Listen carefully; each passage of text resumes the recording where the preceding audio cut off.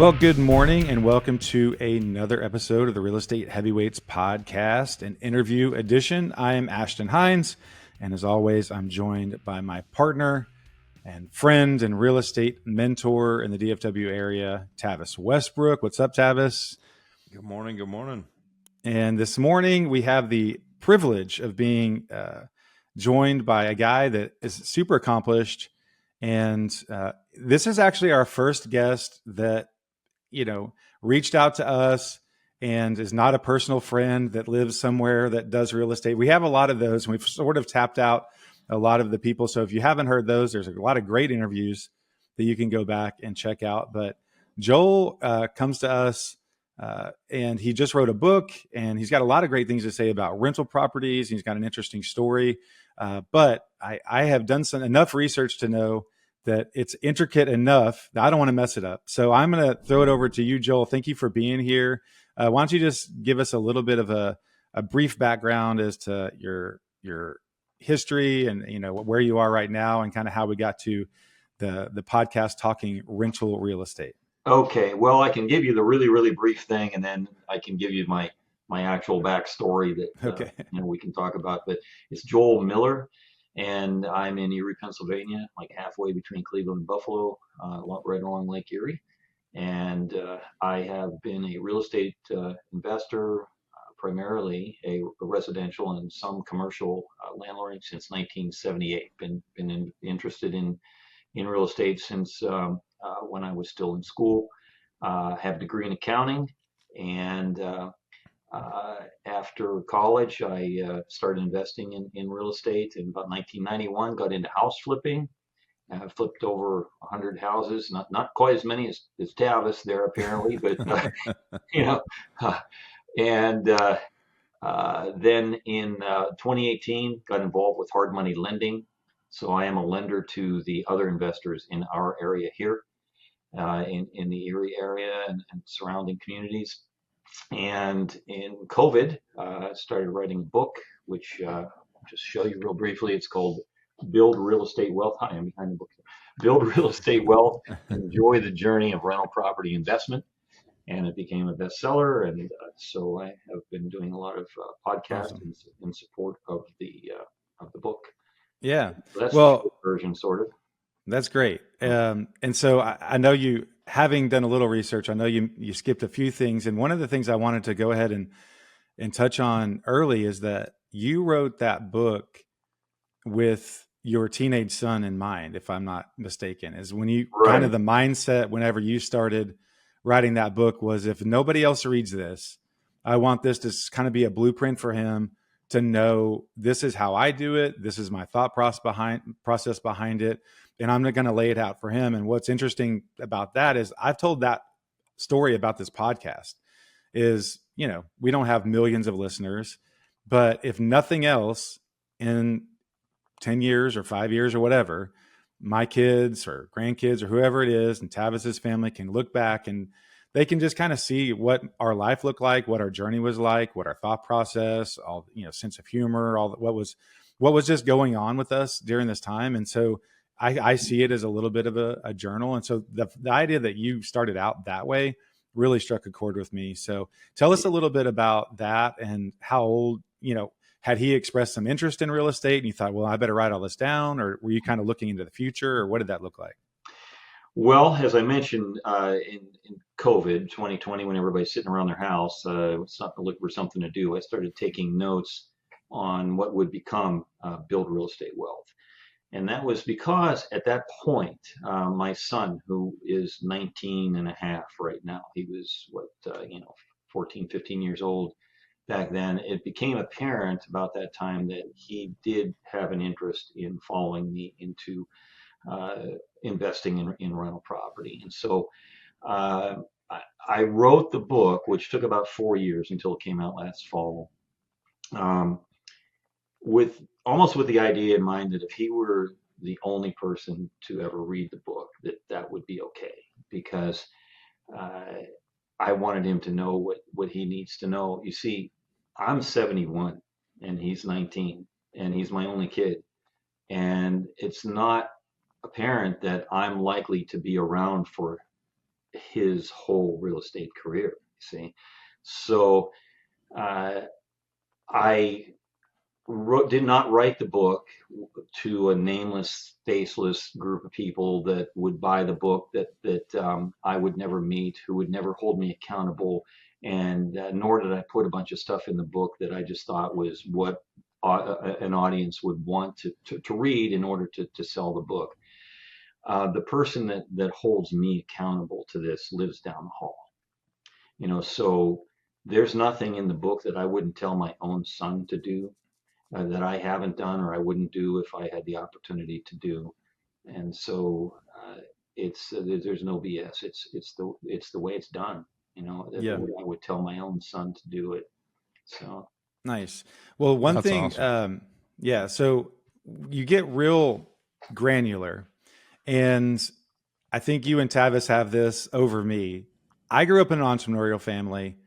My parents taught me a lot of great things. The entrepreneurial spirit, just go out there and work, really hard work, be good to people. All of those were great lessons. One of the lessons that they did not teach me is immaculate bookkeeping. And it seems like one of your early stories was well, that. Ashton, let me cut you off. Off camera, we're going to have a little remedial session. Okay, okay. I need that. I need that. My mom listens, and so I love you, Mom. You did great, but some bookkeeping sit downs would have been great. But so Tav, you and Tavis, you started really early, I think, with a business that you were running as a young person. Tavis seems to have come into his own. His story is, I'm sure he wasn't awful, but a few years ago, his wife, who works for Goldman Sachs, they started doing more business, and one of her contributions to the process was like, we got to do better here. And he keeps great records on all of his flips, and the banks love him for that. So talk a little bit about, and Tavis chime in here too, is like, talk a little bit about how you grew to like that. How were you skilled at it? I know it's not just something that every 11-year-old sits around trying to read tax benefits of real estate, but how did you get into it? And y'all can talk about how it serves you well now. I'll give you one statement. My father was an auditor for the IRS. Oh, there you go. Yeah, that's helpful. Yeah, he was an excise tax auditor, not an income tax auditor. But I did inherit some uh, bookkeeping passions from him. He, outside of his government job, I actually did work for others as a bookkeeper from time to time, and was our church treasurer for like 23 years till the day he died. But let me give you a synopsis of my backstory a little bit here to help understand that. Two things happened to me in junior high that really set me on the two major paths that I followed throughout my life. Number one, an investor built four-unit apartment buildings at the edge of our subdivision. And I have a distinct memory in about eighth grade in my bedroom doing the math on what this whole rental property business looks like. You know, they don't see. We all lived with our parents in a single family home that they owned. These were some lots at the edge of subdivision that just hadn't been built on, and so somebody built these rentals. And I said, well, they don't own that, and they pay to be there, and the guy that does own them, doesn't have as much expenses as whatever rudimentary understanding I had of it at that time. I remember saying, I want to do this, and I kind of stuck that in my back pocket for later on. The other thing that happened about the same time is that one of the older kids in the neighborhood built a pirate radio station in his basement and had the antenna on the flagpole in the backyard. Now, pirate radio station is an illegal, unlicensed radio station. Okay, sometimes kids do that and make these stations, and when they're in school, when they learn how the electronics work and so on. But I wasn't interested in the electronics. I got to hang out there, and that is where I decided I wanted to become a disc jockey. Have you had any disc jockeys on your show before? You were the We have first. not. So what happened was I did do radio production work during high school, and then when I went away to college, I made sure because I wanted to study accounting, which you can use in whatever line of work you go in, whatever industry you're involved in, they all need accounts. So um, I made sure I went to college. It was Grove City College. It's between here and Pittsburgh. And I made sure that it was a college that had a good radio program where I could be on the air. and also a good accounting program. So I did work at the commercial radio station in Grove City during college, as well as at the college radio station, became program director there. And about halfway through college, the big top 40 FM 50,000 watt radio station in my hometown called me back and said, look, we'd like you to be our weekend guy. You Wow. can do that the rest of college. So I transferred to a college back here in Erie, went straight through 4 years, got my accounting degree. But about 6 weeks before I got out of college, the part-time weekend work went full-time. Wow. And that meant for the first time, I could take the calls from the kids at the schools that wanted the DJs at the radio station to come out and do the, record hop in their gym kind of thing.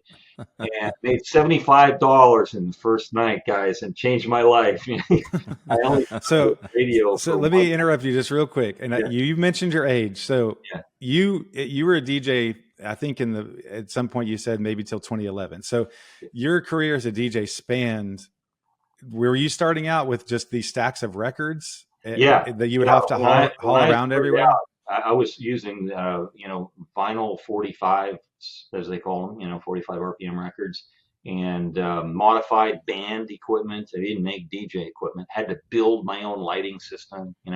So I only stuck with radio about one more year after college, and ended up, promoting the mobile DJ work that playing at the weddings and high schools and so on, and ended up pioneering the mobile DJ business in this part of the country. Cool. Ended up doing 5,051 appearances in 35 years, and wrapping up in 2011, as you mentioned.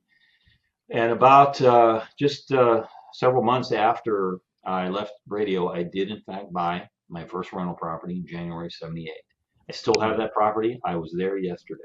Wow. That's awesome. And so along the way, then ultimately I started flipping houses, as I mentioned, in 1991, and then moved into hard money lending, in addition to all the rentals and flipping, and then wrote the book. But uh, the book has it's bigger than most, in the genre. Most of them are like 200 or 300 pages. This is 400 and some pages long, and we owned it. It says right on the front. It says the big book on changing your life with rental property investing.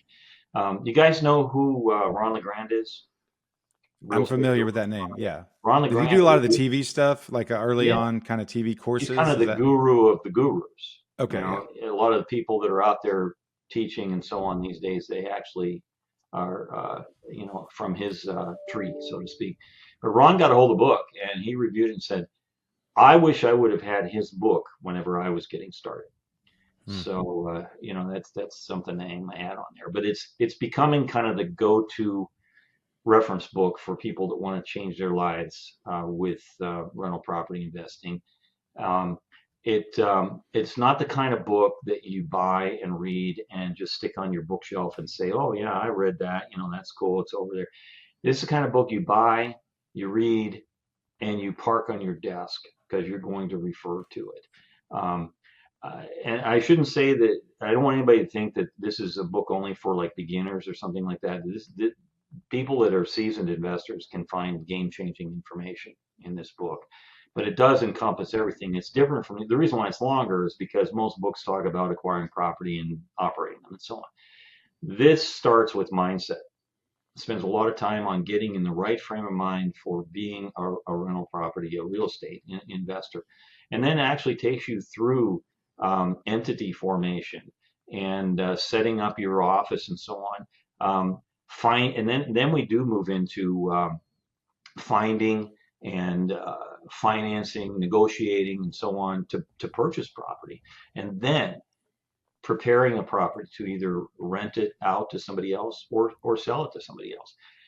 And then we talk a lot about finding tenants. Guys, I'm sure you could be good at finding property, fixing property, managing your office or whatever.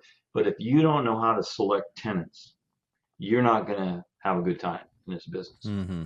So we spend a lot of time on educating regarding tenant selection, tenant screening, and so on. Then beyond that, I do move into tax implications of being involved in the rental property business.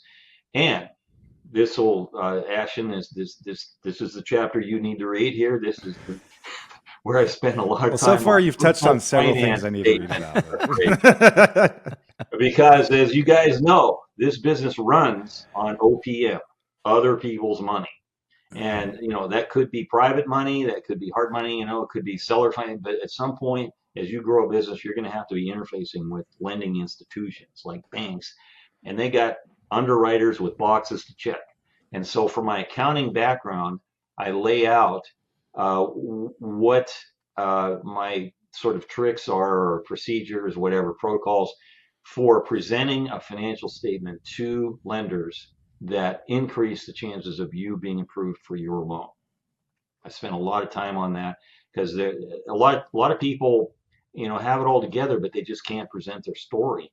And so if a banker gets confused, what are they going to do? They're just going to say, no, we can't do this. Yeah. So And so, Tavis yeah. Tavis does this. He has a great relationship with his bank. So Tavis, why don't you talk just a little bit about that evolution? You went from, I mean, you've been doing this a while. So at what point in your career did you go to this specific bank, and how did that, what were some of the pitfalls early on in that? I know your record keeping now is great and they like you and it's going well. So, but I'm sure it didn't just immediately start out that way. So what were kind of the evolution there? Yeah. So, originally, I started really focusing on fix and flip in 2009. And originally it was started from more of a brokering aspect. So I was looking at just the real estate commission aspect of, how do I help another investor buy this property on the front end, and how do I sandwich the deal to help them sell it on the back end. And then ultimately, very rapidly, that turned into, finding the deal, designing the deal, sourcing the general contractors, and, or sourcing the subcontractors and put it together and then sell it. And there was only several of those that happened without really charging additional funds for managing the project. I don't remember how many exactly we did. So it kind of started off where I was just the in between guy. I wasn't really handling the money for the renovations. I wasn't handling any of the books. I was just basically the connector, putting the deal together. And then eventually it got a little bit more in depth with bigger investment firms, if you will, that had more than 5 partners. And so they would look at me and say, we want to leverage you. How do we structure this? And so we started doing it that way. And I was running it. And in the beginning, it was, they were one investor in particular would just give me draws on the deal. Well, we weren't doing very good bookkeeping. And what would happen is we would be managing multiple deals. We get the draws in on this project. And, at the time I didn't know, like with vendors and things like that, they would do like a net 30 for me, but they would just put it all into one account, like a credit card. Right. So you just get a big fat bill at the end of the day, and you didn't know what job went to what account, et cetera. And so it was very confusing. And the other problem was not dedicating the time to do bookkeeping or tracking every week. And so what would happen is you get through the project, you start running out of money. You knew that the budget was X, and you would kind of pull draws on the budget, and you get towards the end of the month and then be like, okay, there were several nights like working till past midnight or whatever, sitting there scrambling, going through my checkbook one by one per check and trying to upload it into a spreadsheet to add up the numbers and see what it was. And there were several times you added up and you're like, oh no, I'm $10,000 over budget. And at that point, now you've gotten your draws. Now you're like, where am I going to get this 10 grand? And you're making a call to the investor or whoever it was to say, hey, we're over budget. This is what happened. And it was a nightmare. And so essentially we fumbled through that for quite a while until Tabitha actually came on board for a very short period of time in 2011. And in that time, she basically took away the checkbook from me, because I had the checkbook and the guys would just, it was like, if they're done with the job, they want to get paid. and there wasn't a system to it. I had the checkbook, one of those big commercial books in my truck, and that was my tracking system, was to go back in and check those little tabs on the left-hand side of the commercial checking book to add up what we spent. There wasn't really a system, right? And it was a mess. And there were several things that happened like that where you're behind or you're playing catch up. And, it's very easy to get into that concept of the robbing Peter to pay Paul scenario when you operate that way. And so when Tabitha came on board, we were able to kind of put some things into place. One was, she said, okay, we're only going to pay on Fridays. You get invoices by 5:00 on Thursday. You're going to pay by Friday. Anyway, so we just started creating these really good systems. And then essentially we split everything up, and I was able to get the vendors on board and start putting invoice numbers specific to the job name.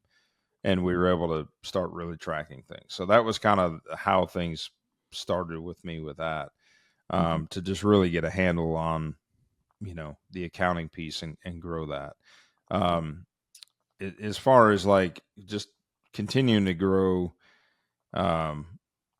in that piece of it, once we got in front of so originally it was more other people's money, but it wasn't directly associated with me too much. It wasn't until I partnered up with my old business partner, Trey Williams.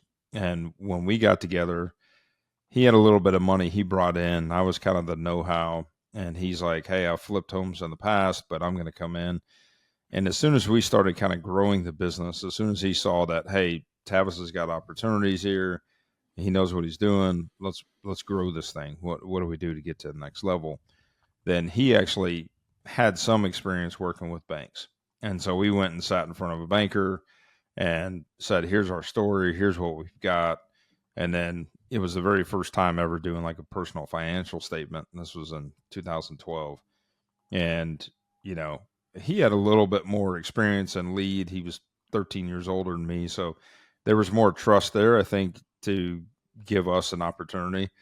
But shortly after that, based on the software that we had already built, it allowed us to track everything and just compile it in a way that we created this project tracking sheet. And over the years, we were able to add more things to it that created a resume for the bank. So, some of the categories are, what's the average project time from acquisition to sell? What's our acquisition, price? What's the renovation price? What's the total project cost? And then, what's our closing cost ratio? What does that come out to as a percentage that we can track each job on average? Because we're licensed agents, it's roughly 4.5% to 5%, fluctuates a little bit, but that's going all the way back to the data of 2012 now. There was a lot of data prior to that. Obviously I don't have, but once we started doing that, then we're able to build it. And then we could also track, average days on market, as well. And the percentage of return from a cash on cash equation, even though we're leveraged, but the cash on cash equation kind of keeps us on track for, is it a deal that we hit, red light or green light on? So Joel, is this from going back to the book and how you're specialized in this, or you have a huge knowledge base in the financial stuff? Do you think that that's where a lot of people fall apart once they get a little momentum, is that they just don't, they could be successful, but they don't keep track well? Or is it something that inevitably they eventually figure out? Or do you meet people that are super successful and have 20 rentals and they've done 100 flips that still don't know who's paying who and all that stuff? Is like, at what point do people get either out of the business or serious about really diving into the numbers? Yeah, well, you either have to know how to do that stuff yourself, or you have to be willing to pay somebody else to do it, which you could have, we could be on any subject other than accounting. Like, we could be talking about plumbing, we could be talking about property management, we could be talking about all the different aspects of this business. And the statement is, you either have to know how to do it yourself or pay somebody else to do it.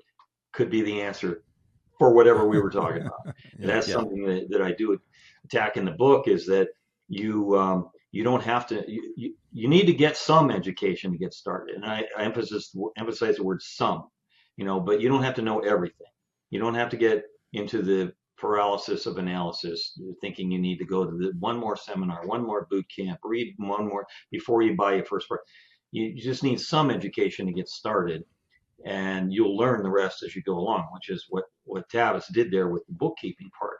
And the other part of that is that you just don't have to know everything. You just have to know who to call. And that's what we talk about.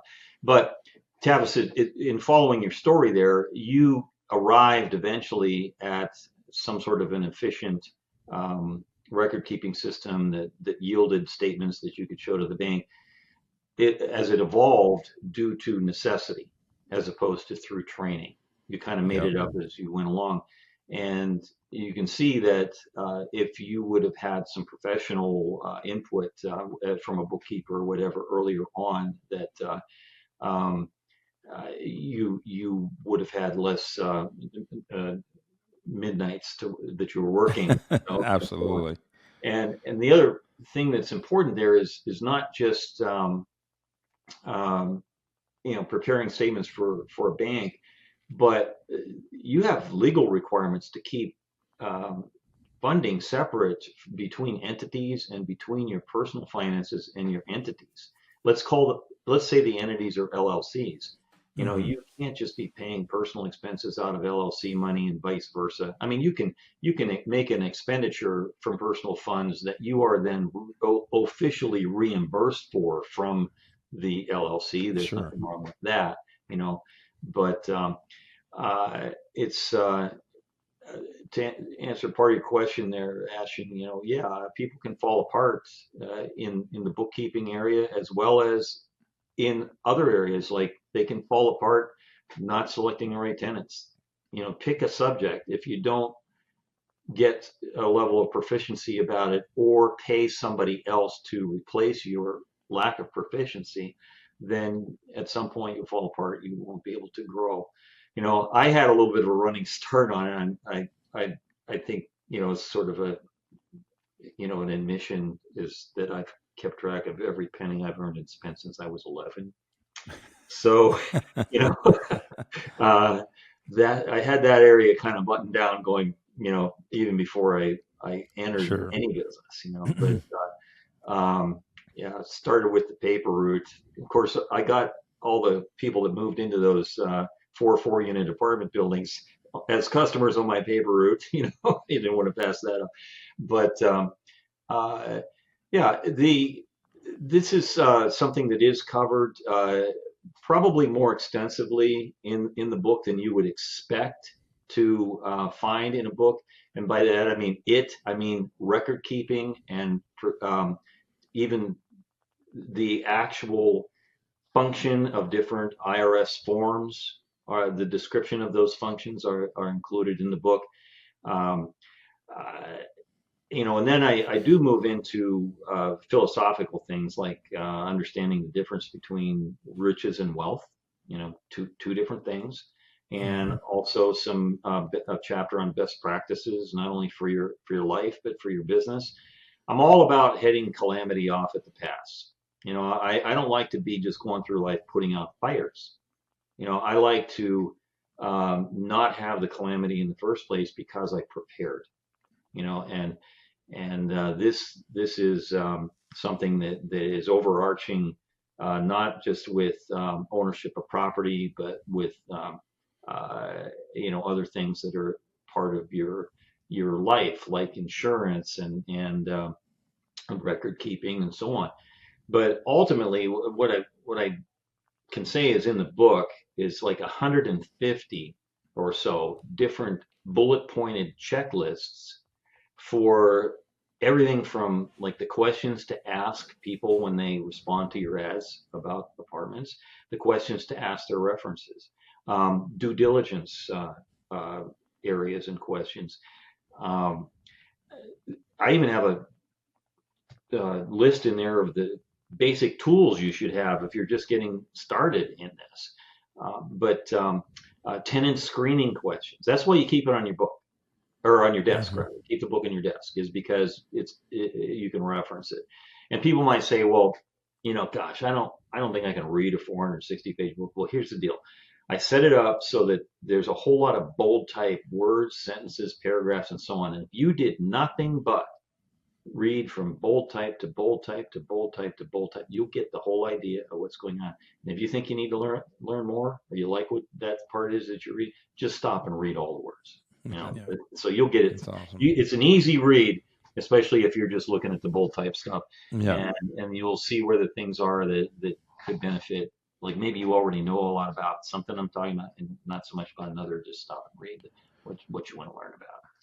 So, Joe, I wanted to dive in and ask you a few questions. Just that Okay. you yourself being 71 years old now, and at, you know, it kind of goes along the lines. At what point did you realize that you were going to build wealth through your real estate portfolio, eventually be in a position to retire and live off of, the income spitting out from that? Mhm. And has there been changes that you've made over the past years to that portfolio based on expenses, based on taxes and insurance, right?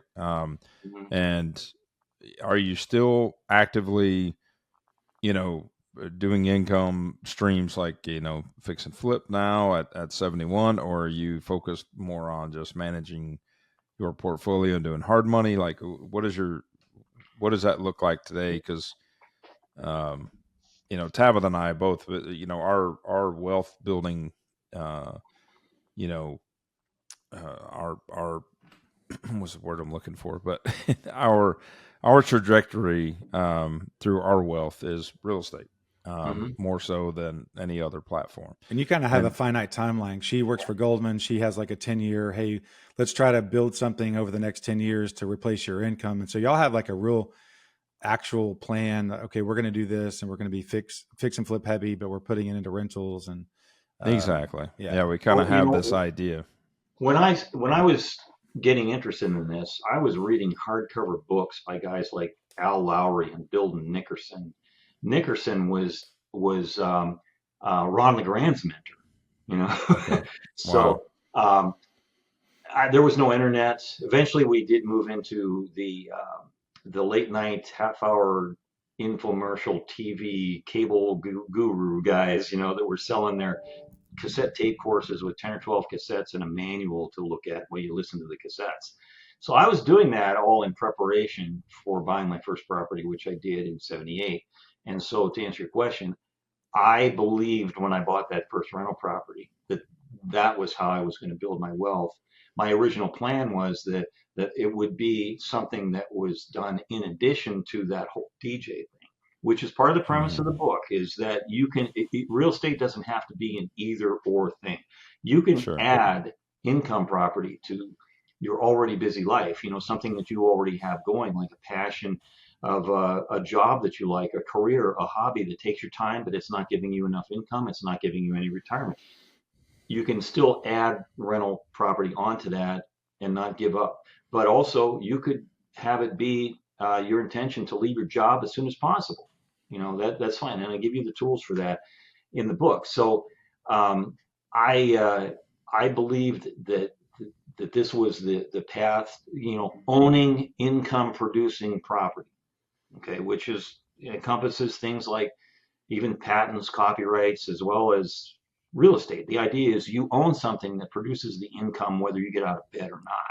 You know, hmm, so I believe that right from the beginning, and initially did invest only in residential rentals. Did have some big commercial properties along the way, and the house flipping occurred simultaneously to still acquiring more rentals and operating the ones that we already had. And so I will tell you though that I am not looking to acquire more property now, and I do concentrate mostly on the hard money lending. And in fact, I haven't even been able to do some flips for a while because everybody keeps taking all my money. You know, I'm always funding everybody else's projects. I got none left, and that's fine. You know, I get a lot of enjoyment out of being part of the equation for others, investors that are a little earlier in their journey.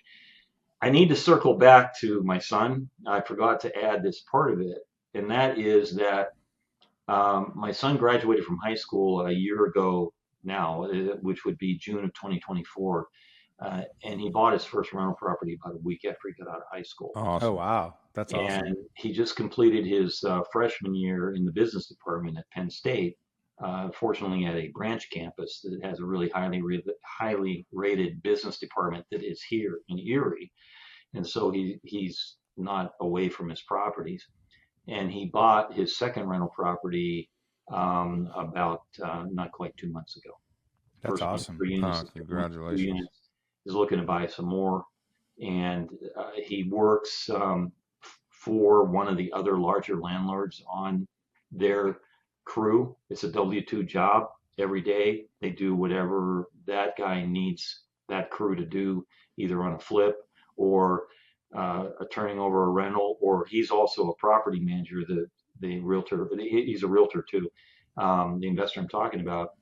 And so sometimes they work on properties that are owned by clients. But one way or another, all day, every day, He's he's getting that learning hands-on. how to do things that I really am not in a position to teach him right now because I don't have the projects going on. Sure.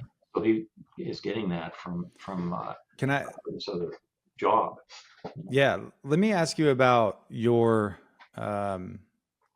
So shiny object syndromes is a big deal with investors. That's something that I've suffered from, and YouTube and Instagram don't help. And you see the next person doing great and this and that. So you've seen a lot of ebbs and flows in markets and interest rates and tax environments and 100% bonus depreciation's coming back and all this stuff. For 48 years, I've been through a number of economic cycles Right. and changes in the tax law. Yeah. So how do you, if you were starting over now, would it be different, or would you take the exact same path? Knowing that the price of homes is elevated and the rent has not quite kept pace with some of the value, especially like in a Dallas. If you were okay with going out into certain areas, you could probably get better returns. Or do you advise people to look into short-term rental, mid-term rental, rent by the room? Are you looking more for, hey, the numbers, if the numbers work, go for it? Or is there something that you specifically like about long-term residential renting? Yeah, well, let me just tell you that when I bought my first rental in 1978, Jimmy Carter was president and prime was 22%. Okay. I was a tenant for the first 5.5 years that I was a landlord. And so when I bought my first personal residence in 1983, I was pleased to get 12.5% interest on my home loan. Okay.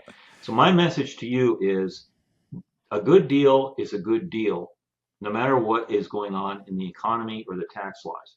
You might have to shift where you look for your deals or the structure of your deals, but at any given time, it's possible to make good deals. Realtors don't like go out of business for years in between cycles, right? Mm-hmm. They're just always finding ways to put deals together, and that's part of what you need to keep educating yourself on. Is what techniques are working and where to find the deals and so on. And I highly recommend that anybody that wants to be in this business get involved with whatever their area investor association is. Get with like-minded people that are doing what you want to do, or they're doing it the same as you are trying. Maybe they're at your level or whatever, and maybe they're all done. And they're a hard money lender now or something like that. But get with your local, some people call them RIAs, real estate investment associations, and get active. I've been on the board of mine since like 2009. Our second longest serving past president. I was president for like 6 years, just finishing up 8 years now as the VP because everybody's been president then asked me to be the VP. But I also teach the Landlord 101 classes that we offer and some of the 201 classes that we offer for beginners. And that's what you'll get with associations, is not only uh, rubbing shoulders with other people doing the same thing, but perhaps the one you're involved with actually offers education, either through their own materials that they've created or speakers that they have come in, that sort of thing.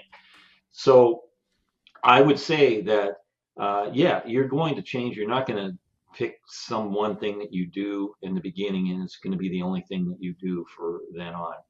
Um, the tax laws change, and different incentives change.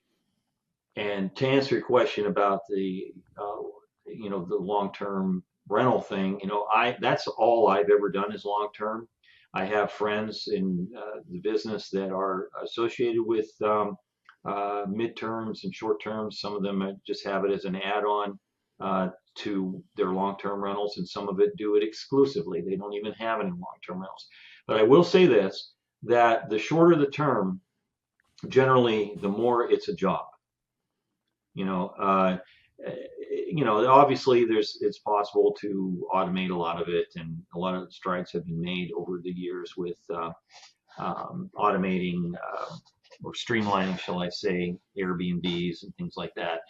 But uh, generally, that's my take on it is that the more you turn over who stays at your place, kind of the more um, involvement you might have, not only Mm-hmm. record keeping, but also the maintenance of the property and so on. Yeah. That's all. Well, I'm I not know saying one's good or bad, because for you, they you all like, can work if you I put your kind of mind like to it. that as a job. I wouldn't mind, if I can Yeah. just do that all day, well, then fine.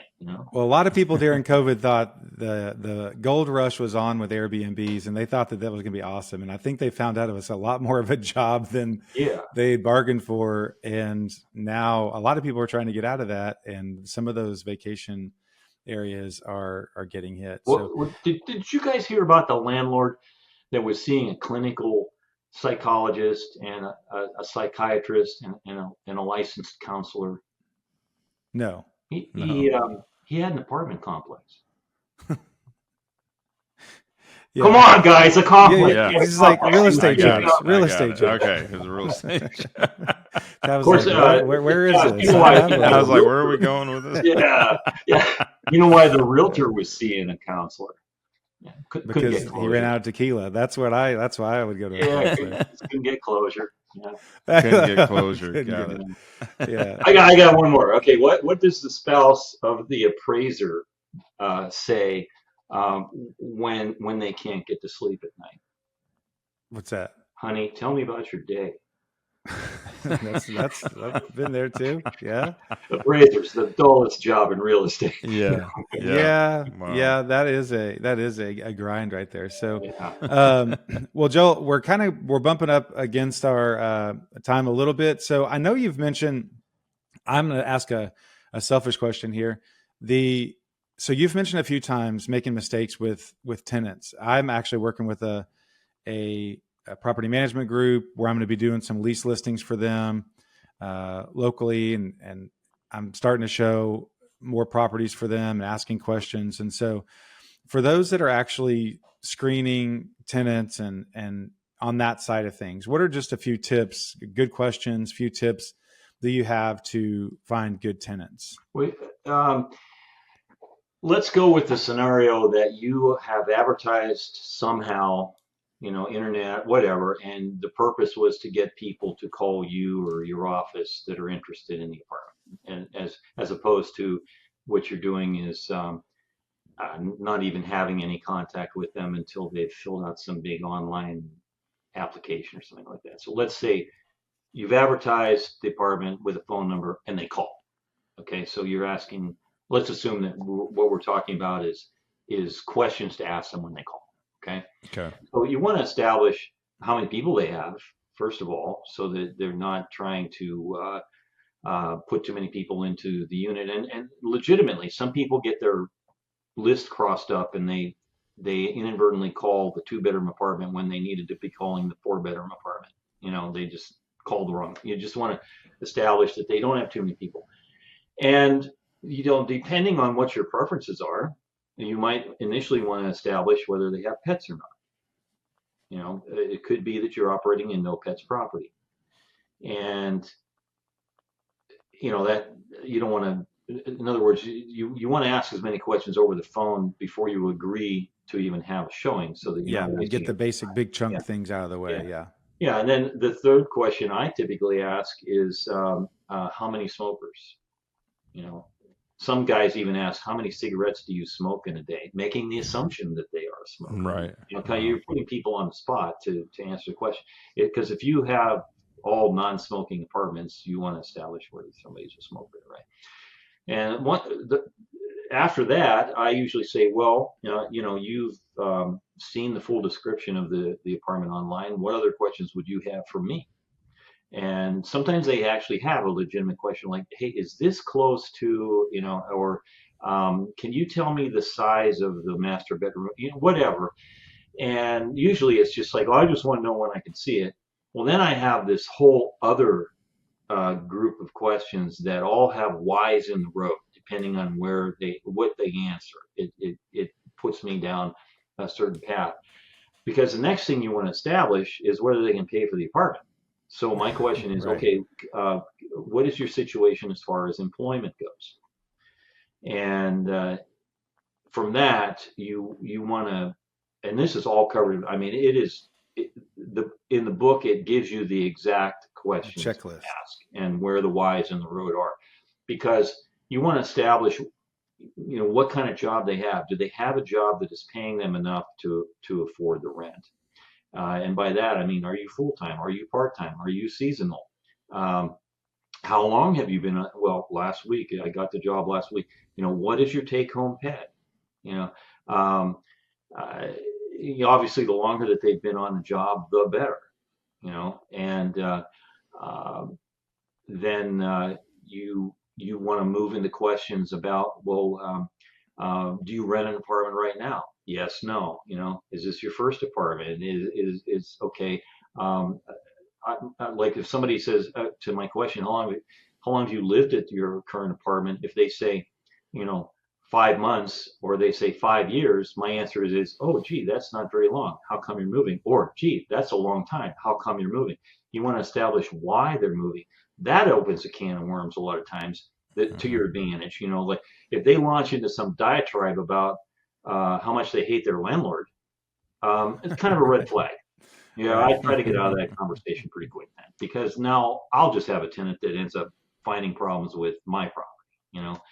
And so it's a sort of a uh, is it called a rubric?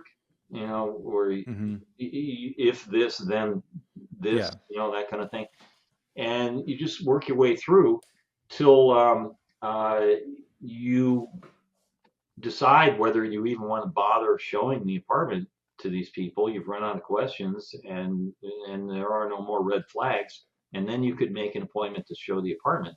But you're only partway through, because let's say you do an application at an apartment, then there's the whole processing of the application. I have a little essay that I read to people during the landlord one-on-one class after we talk about tenant selection, and it basically says if you don't learn how to do this, you're not going to have a good time. I remember I said that earlier on. You got to do good tenant selection, but it ends up with saying, don't don't work yourself to qualify the applicant. Your job, that's their job to qualify themselves. Your job as a landlord is to eliminate every person in the world and find every reason why you don't want to rent to these people until you run out of reasons. And then, you might have a good tenant, but only time will tell. And from my one rental experience, if you think that process is difficult, try evicting someone. Yeah. So if you, that is not fun. Learning about the meth sales habits in Sweetwater, Texas Uh, is not part of what you want to learn in a rental. But And the idea uh, is to develop your skills so you don't even bother showing the apartment, and then further develop your skills so that you can ferret out the false information, or mhm. the red flag information on an application. Yeah, yeah. Well, great. Well, Joel, thank you so much for being with us. Again, your book is called Build Real Estate Wealth, Enjoy the Journey of Rental Property Investment. And it sounds like it's just a very granular kind of how-to reference guide. And I'm sure some good stories and, practical things there, but I definitely want to check it out. I've looked through a lot of the chapters, and it's got a ton of details. So can you tell our listeners what's outside of the book? Is there other ways that they can connect with you? Do you do speaking? Sure. Do you do consulting? Like how can they get in contact with you? Well, first of all, I want to say that the website that is dedicated to the book is very simple. Pardon me. It's joelmillerbooks.com. JoelMillerbooks.com. And on that homepage, you can click on a button that'll show you what you were looking at. It'll show you the entire detailed table of contents, so you can see what you're getting into. And there's another button that is sample content from each of the chapters, so you can read 2 or 3 pages or paragraphs, I should say, for what's in there. And there are several buy buttons on there. If you click on that, it'll simply take you to the page on Amazon where the book is for sale. The book is for sale in paperback and ebook on a variety of platforms, about 15 different platforms. Amazon is one of them. And you can also find me easily on Facebook, Instagram, X, and LinkedIn. You might better put Joel Miller Real Estate. I understand if you just put Joel Miller, you might get a lot of information about a video game character of some sort that has the same name, but you can easily find me. To answer your question, no, I do not, other than just around here, do any real speaking engagements or coaching or run seminars or boot camps. Not my thing. I just want to get people to read the book. My hope is that everybody that owns a copy of Rich Dad, Poor Dad should own my book, because they're complementary books to each other. They really are. And I just have my book, and if somebody wants to contact me through the website, there's a contact page. You can type in something, and it just goes to my email, and I will see it. And if we make our way to Erie, Pennsylvania, we'll go to coffee. Oh, I don't. Yeah.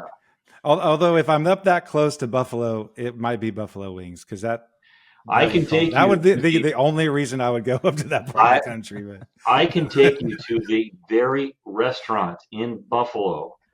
It's called the Anchor Bar, where buffalo chicken wings were first served.